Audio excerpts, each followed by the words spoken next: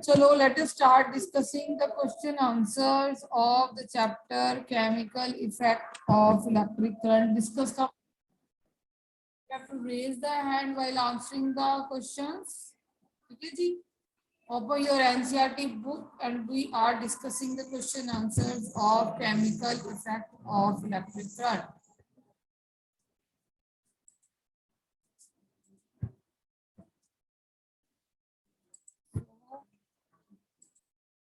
First is the filling the blanks. Most liquid that conduct electricity are solution of that acids, base and salt. Okay? These three are electrolytes, acids, base and salt. These three can ionize. Okay जी? जो ions देगा वो conduct करेगा. तो ions acid भी दे सकते हैं, base भी दे सकते हैं और जी सॉल्ट भी दे सकते हैं. The passage of electric current through solution causes dash effects. Chemical effects. Magnetic effects can be.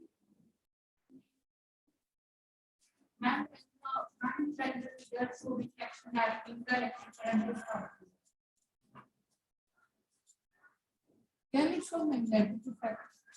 This is new to search it. There are three effects of chemical current. You are doing chemical effects. Actually, there are three effects. So I must see online students are also writing something.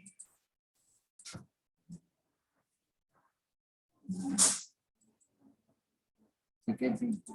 Next, if you pass current through the copper sulfate solution, copper get deposited on the plate connected to dash terminal of battery.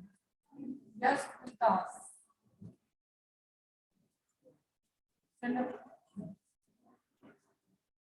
The question is, if you pass current through the copper sulfate solution, copper get deposited on the plate connected to the dash terminal of battery. Yesterday we have also discussed the same.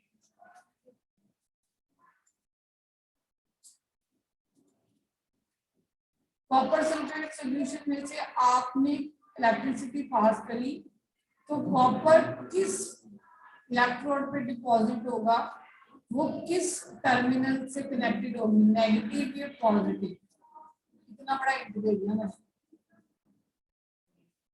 Yes Priyansh. Why?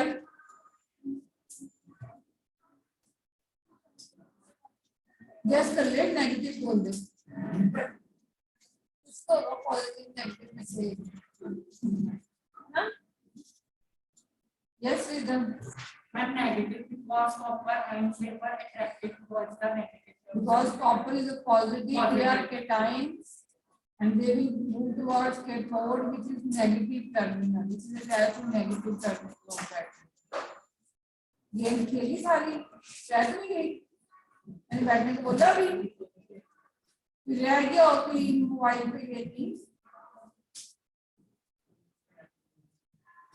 Next is the process of depositing a layer of any desired metal on the material by means of electricity is called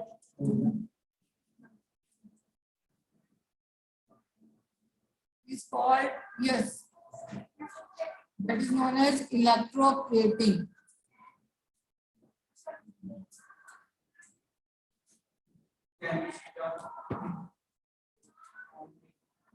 From tomorrow we are starting the revision of the cell chapter. तो आपने घर से read करके आना है. हमें पता है रिवीजन में आपसे क्वेश्चन पूछ सकते हैं. What the point? Sit down. Next is now when the free ends of a tester are dipped into a solution, the magnetic needle show deflection. Can you explain the reason?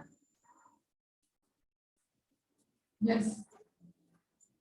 When a free end of a tester क्या था, हमने wire ली थी, हमने bulb लिया था, है ना। Next में बना हुआ, नेक्स्ट डायग्राम जो एनसीईआरटी में वो एक टेस्टर ही बना हुआ है आपका, ठीक है। तो वो कह रहे हैं कि जब आपने सब कुछ सॉल्यूशन में डाला तो आपकी जो कंपास है उसमें डिफ्लेक्शन शो करेगी।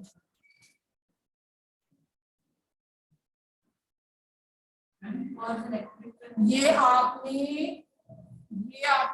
कर लिया, इसमें अपना जो टेस्टर है वो डाला, हम यहाँ पे बल्ब की जगह पे हम यहाँ पे मैग्नेटिक कंपास ले लें, तो मैग्नेटिक जो कंपास है वो डिफ्लेक्शन शो करेगी, ठीक है जी। ओके, बल्ब की जगह पे हमने ये ले लिया और it is showing the deflection. ये कहते हैं कि क्यों डिफ्लेक्शन शो कर रही है। सर्किट कंप्लीट हो रहा है, circuit is also, if the circuit is complete, ठीक है जी, तो डिफ्लेक्शन होनी शुरू हो जाएगी। जब तक सर्किट इनकम्प्लीट डिफ्लेक्शन नहीं हुई थी, वायर्स आपस में कनेक्टेड नहीं थे, जब हमने मोटर पे डाला तो सर्किट क्या हो गया, कंप्लीट हो गया, बल्ब ग्लो कर जाता है। बल्ब ग्लो कर सकता है तो मैग्नेटिक जो नीडल है वो भी डिफ्लेक्शन शो कर सकती है। कंडक्टर होगा सब किसी सब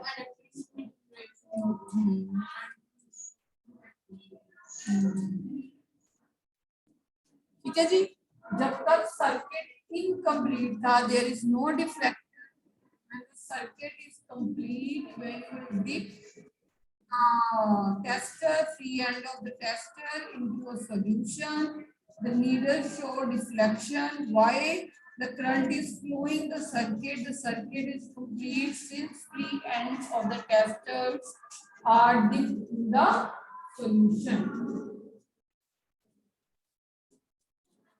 The bulb does not glow in a setup. List the possible reason, explain your answer. मुझे सेटअप गिवन है, सेटअप सेम है बेटे। सेटअप में सिर्फ हमने यहाँ बैटरी, यहाँ इन्होंने मैग्नेटिक कंपास की जगह पे यहाँ पे इन्होंने एक आपका बल्ब बनाया हुआ है, ठीक है। ये बल्ब है, तो यही आपका सेटअप गिवन है ना। यहाँ पे इलेक्ट्रोड गिवन है और यहाँ पे कोई सॉल्यूशन गिवन है या लिक्विड गिवन है, यहाँ पे ओके। तो ये कहते हैं जी, अगर ये सेटअप लगा है तो आपका बल्ब ग्लो नहीं कर रहा, ठीक है। इसका रीजन क्या हो सकता है, can you tell me? Wires भी मैम जो सॉल्यूशन है वो बैट कंडक्टर होगा इलेक्ट्रिसिटी का, और वन में भी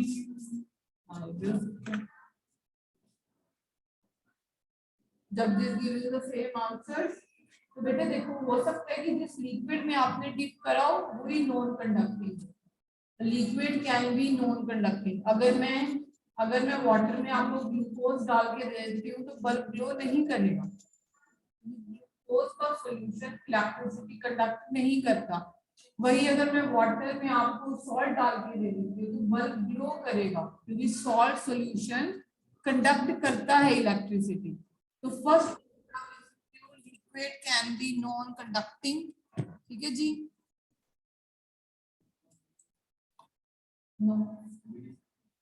ठीक है जी, liquid can be non-conducting or even the liquid can be weak electrolyte. If it is weak electrolyte, if the magnitude of the current is not so much high, or we can say this is a weak current, na? The magnitude of the current is not so much high, or you can say the current is very much weak. You will not write what I am saying. Search yourself and write your answer yourself. या आप बेटे अब छोड़ दो, 9th में हम आपको NCERT website नहीं दिया करेंगे। आपको जो एनसीईआरटी हम डिस्कस किया करेंगे और आपको असाइनमेंट्स मिलनी शुरू हो जाती है। समझ आ रही है? जो क्वेश्चन आंसर है आप डिस्कस किया करो, आप थोड़ी अपने आप में चेंज लेके आओ। आप प्री बोर्ड क्लास में जाने वाले हो, आप मेरी बात सुनो, इसको समझो, फिर इसको रिकॉल करो, फिर आप अपनी तरफ से भी पॉइंट सोचो। अब किसी बच्चे की नोटबुक में 2 पॉइंट्स होते हैं, 3 पॉइंट्स, आप सोचो कितने आप लिखने को मैम इतने पॉइंट्स बोली, आप उतने पॉइंट्स लिखने की कोशिश क्या करो, क्योंकि हमने आपको एनसीईआरटी की एक्सरसाइज नहीं दे रही 9th स्टैंडर्ड में। आपके अभी भी एग्जाम आते हैं, क्या बैक साइड में से क्वेश्चन आते हैं, सारे कहीं से भी आते हैं ना, तो आपको ये समझो कि क्वेश्चन आ गया पेपर में तो आप क्या आंसर लिखोगे। मैं ये नहीं आपकी कॉपी चेक करने वक्त देखती किसने कैसे लिखा, मैं देखती हूँ कैसा क्वेश्चन कैसा आंसर लिखा है उसने अपने आप। अब थोड़े में अपने चेंज लेके आओ, क्योंकि आपको कोई नहीं बताएगा कि पेपर में क्वेश्चन कहाँ से आना है, आपको चैप्टर पढ़ा दिया जाएगा, आपको असाइनमेंट्स मिलेंगी, आप अपनी ड्रिलिंग देखो, आपको आ गया, आप एक साइंस के स्टूडेंट हो, आपको ये एक पिक्चर बनी आ गई, आपसे पूछा जा रहा है कि यहाँ पे इलेक्ट्रिसिटी क्यों नहीं ग्रो करनी, आप अपने आप सोचो क्या क्या पॉइंट हो सकते हैं। आप बोलो कि लिक्विड नॉन कंडक्टिंग हो सकता है, आप बोलो लिक्विड एक वीक इलेक्ट्रोलाइट भी हो सकता है, ठीक है। जब वीक इलेक्ट्रोलाइट होगा इतना वो करंट नहीं पास करेगा, करंट इज वीक। जब वीक करंट होता है तो याद हम एलईडी लेते हैं, तो हम बल्ब नहीं लेते, क्योंकि बल्ब जो है वो स्ट्रॉन्ग करंट के लिए यूज होता है। अगर करंट वीक हो तो आपका बल्ब ग्लो ही नहीं करता। तो मैंने क्लास में आपको कराया था जब हम एलईडी यूज करते हैं, जो एलईडी है वो वीक करंट के लिए भी यूज हो सकता है, ठीक है। तो आप ये भी लिख सकते हो कि करंट इज नॉट इनफ या current is a weak current. इसका भी रीजन होता है, might be bulb is not glowing, might be bulb is fused. You can even write battery must might be died. समझ आ रही है? Some wire is loose. आपको setup करके दे दिया हमने, हमने देखा कि हमें ग्लो नहीं करा, तो हम सब चीजें देखेंगे। ये चीज क्या आप ये पॉइंट्स अपने आप नहीं देख सकते, आप सर्च करो अपने आप कन्वर्ट करने की कोशिश करो। एग्जाम में ये ना देखना कि बुक कॉपी में मैंने ये लिखवाया तो ये होना चाहिए, एग्जाम में हमने आपकी नॉलेज चेक करनी है।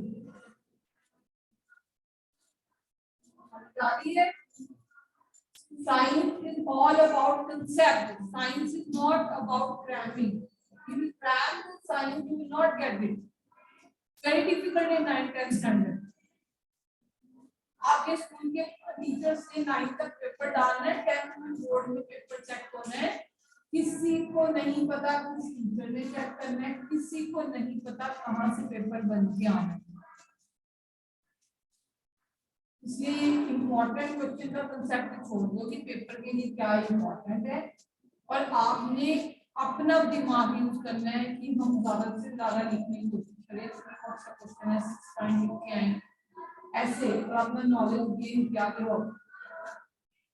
Every time you are writing I don't like it. अब समझो बातें, गूगल आपको सबको कुछ बताता है आजकल, गूगल पे आप कुछ सर्च कर लेते हो, है ना, तो क्लास में आके समझो।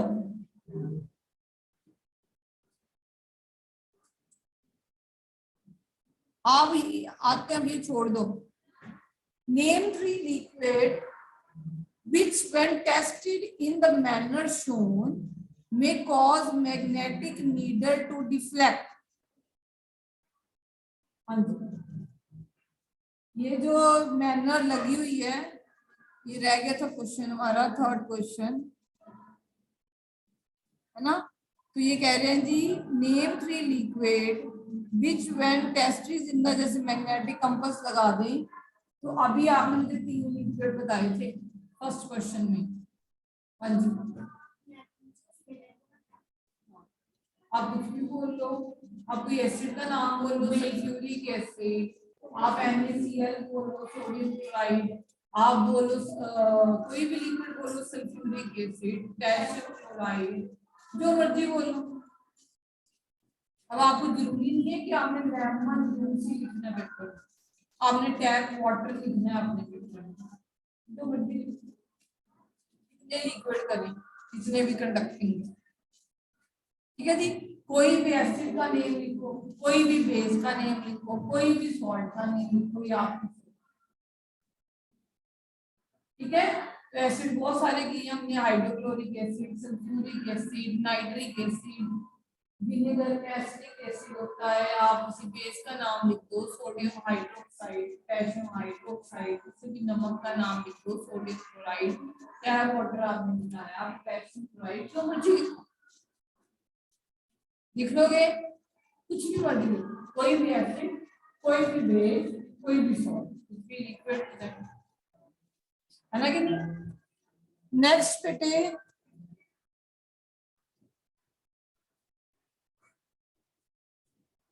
a tester, no.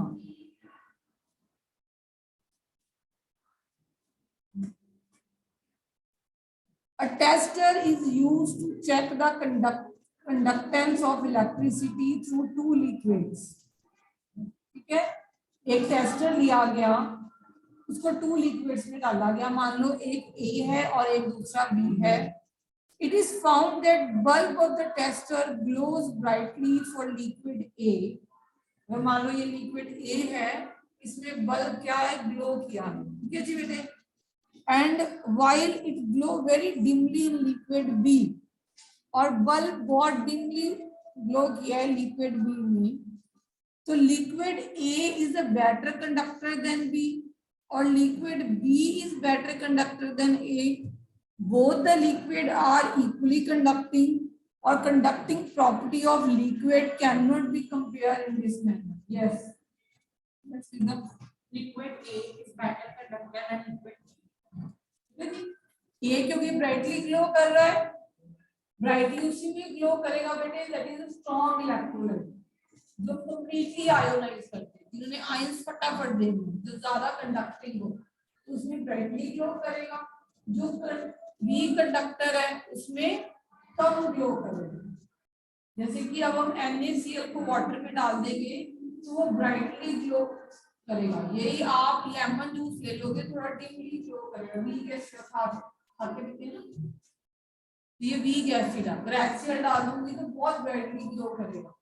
तो हाँ जी, हमें ये भी पता चल जाएगा कि कौन सा लिक्विड कितना ब्राइट ग्लो करवा सकता है. ठीक है जी. But they are similar.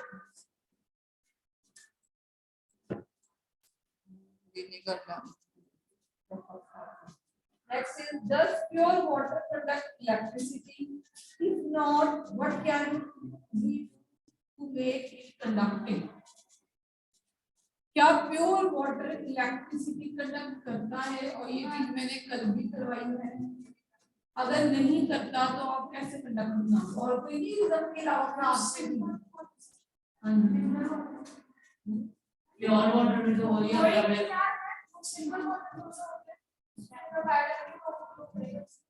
अगर आप वाटर नहीं करेगा तो आप कंडक्टिंग कैसे बनाना है, वही पूछते हैं आपसे.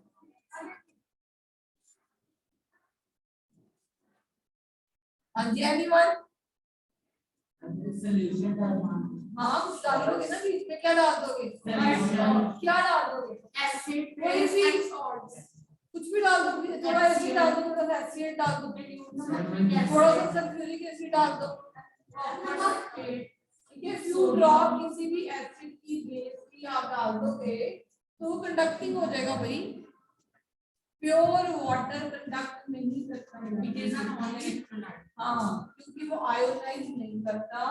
मगर जैसे ही आप कोई भी इलेक्ट्रोलाइट बीच में डालते हो जो कि एसिड बेस, बिल्कुल. मैंने घर में प्योर वाटर है मेरे पास और मैंने एक पिंक सॉल्ट डाल दिया, सॉल्टी वाटर करता है. समझ आ रही है? क्या कि सॉल्ट नजर आया, उठाया, मैंने डाल दिया, हो गया कंडक्टिंग. अब वो आयोनाइज कर देगा, अब इलेक्ट्रिसिटी कंडक्ट करेगा. ठीक है जी. हाँ जी, मुझे बड़े बड़े आंसर आए यहाँ पे. No pure water doesn't conduct electricity, but when salt is dissolve in pure water it conduct electricity. ठीक है, ओके. हो गया हाँ खत्म ही हो गया बेटा, इसमें तो हाइड्रोकार्बन वगैरह होती है जिसमें कोवलेंट बॉन्ड्स होते हैं।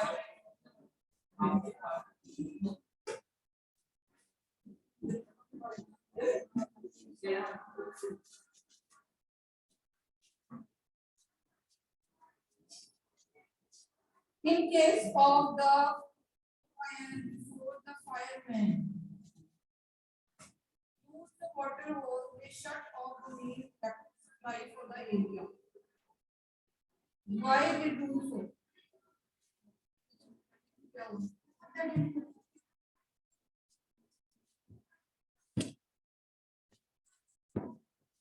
Anji, who will tell me? Yes, yes, Mawali will tell me.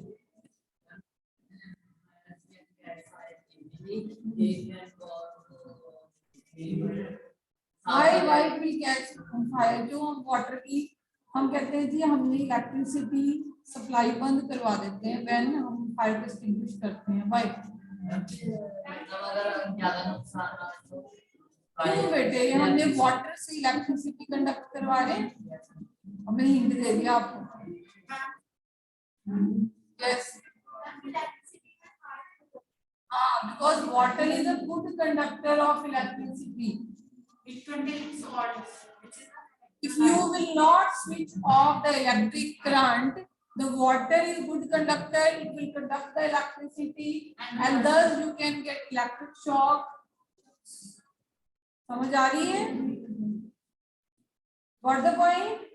So water may conduct electricity if the electric supply for the area is not shut off and water is poured over the electric appliance, then electricity may pass through it.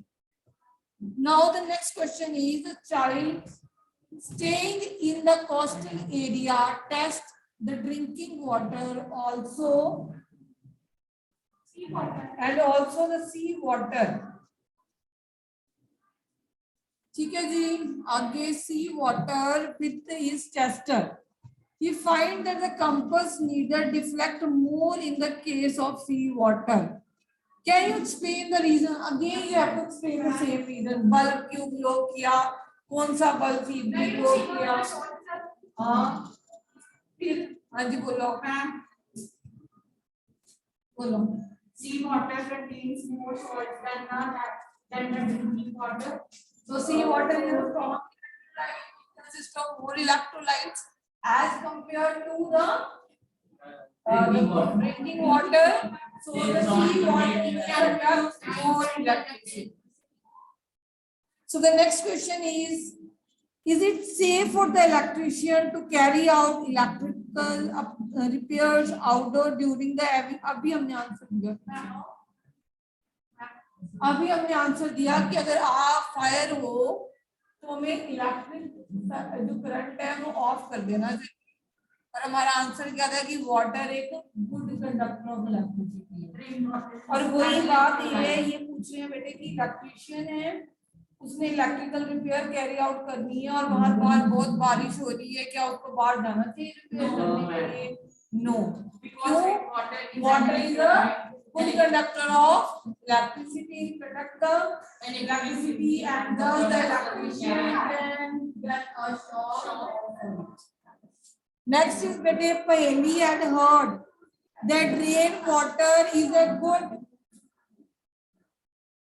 Paheli has heard that rainwater is good as distilled water. So she collected some rainwater in a clean glass tumbler and tested it using the tester.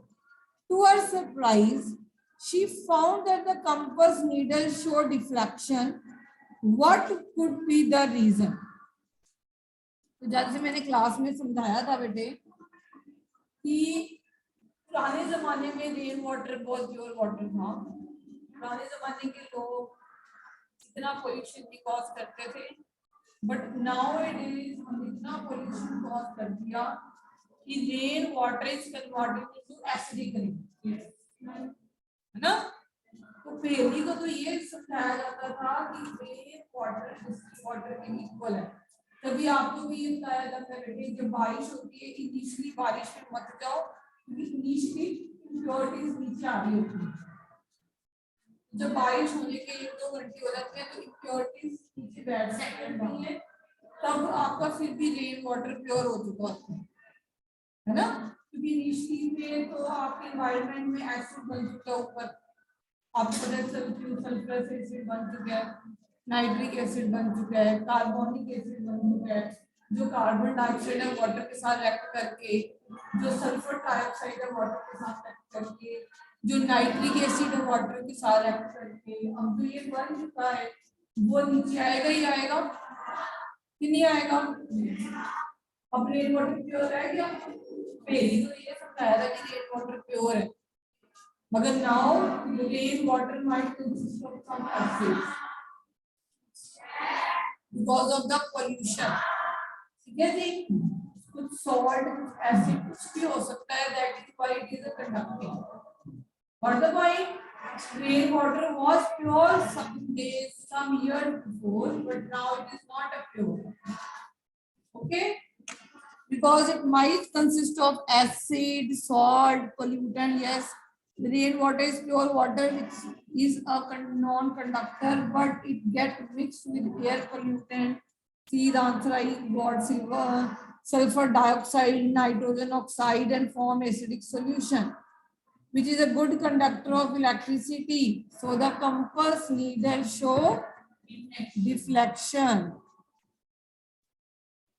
Now prepare a list of the object around you which can be electroplated.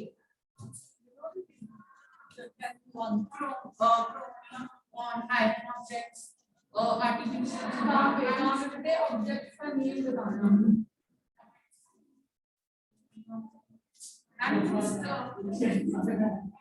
and no alloys. So they are chromium plated. आपको पता है beams, stars, Cycle. then in the decoration in the jewelry, silver and gold look like jewelry is there, where gold and silver is electroplated. Okay, you can give the example. Even iron is electroplated with zinc, जिसे हम कहते हैं galvanization. ठीक है? Okay, it is electroplated in the construction of the building. जब हम building को construct करते हैं तो आयरन को इलेक्ट्रोप्लेट किया जाता है जिंक के साथ, क्रोमियम के साथ इलेक्ट्रोप्लेट किया जाता है आयरन को जब आप कार की रिंग वगैरह बनाते हैं। ठीक है जी, next question, the process that you saw in activity 14.7 is used for purification of copper. A thin plate of pure copper and thick rod of impure copper is used as electrode. Copper from impure rod is brought to be transferred to the thin plate. Which electrode should be attached to the positive terminal of the battery and why?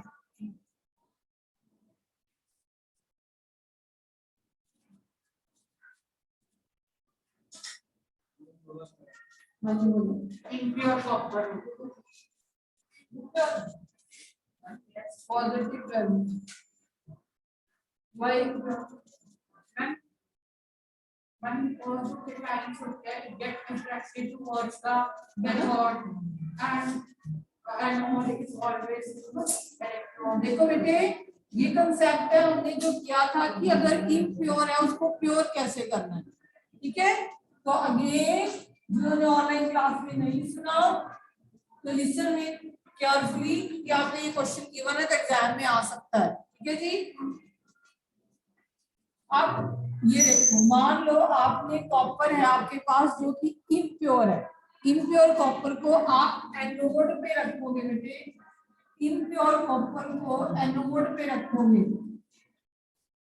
Anode positive terminal of battery से connected होती है और pure copper को आप cathode पे रखोगे। Cathode पे negative terminal of battery के साथ कनेक्टेड होती है। ये प्योर कॉपर है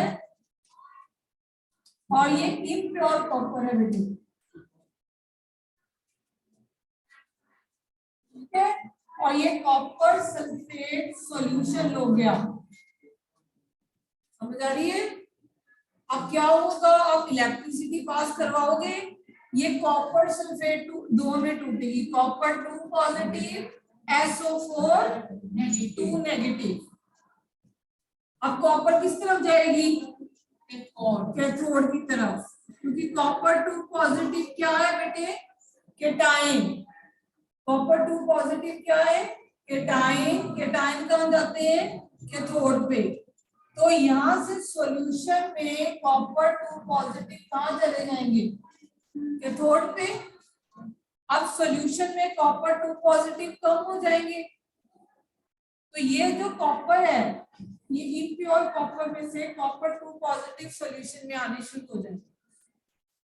सॉल्यूशन में आएंगे, ये फिर से यहाँ जाएंगे, तो यहाँ पे हमें प्योर कॉपर मिल जाएगा। समझ आ रही है। और यहाँ पे अब क्या बच गई, सिर्फ इम्प्योरिटीज, गंदगी, क्योंकि इम्प्योर थी, जिसमें से कॉपर तो यहाँ चलेगी, जो इम्प्योरिटीज है वो बच गई। ये इम्प्योरिटीज है, इम्प्योरिटीज बैठ जाती है, जिसे कहते हैं कोड वर्ड। ठीक है। तो अगर हमने प्योर कॉपर ऑब्टेन करनी है, तो हमने नेगेटिव टर्मिनल ऑफ बैटरी से कॉपर को कनेक्ट करना है, और प्योर को लास्ट वाला